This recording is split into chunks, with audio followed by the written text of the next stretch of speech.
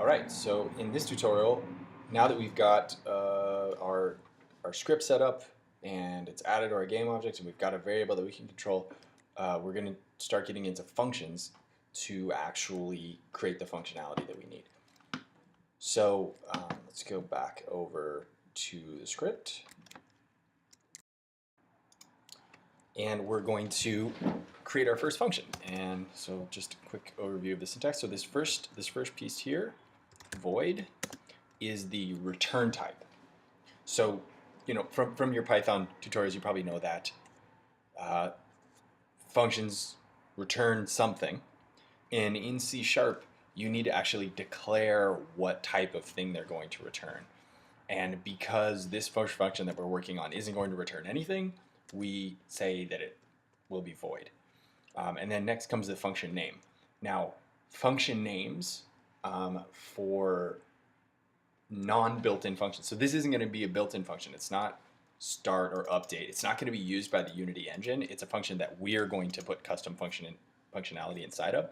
For those types of functions, just use it lowercase. So we're going to call this function change size, or change scale, sorry. And then we just have the parentheses, and then open and close curly braces, and we've got our function. So hit save for that. And then we're going to add a debug.log in here just to make sure everything's working correctly. And we'll just do a string, just add some text, test, so we can make sure that's getting called. One thing with this debug.log, just make sure that you use double quotes and not single quotes, or you'll get an error. And then now that we have that function, we need to actually call it somewhere. So we've declared it, and now we're going to call it, and let's call it in start. So you can also see that really nice auto-populate. I've created my new function, and it already shows up. So I can just select that, hit tab, and we've got the function.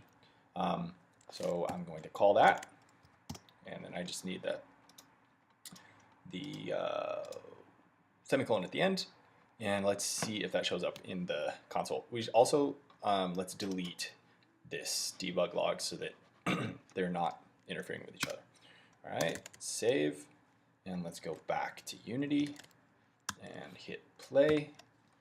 And if all went according to plan, we should see test.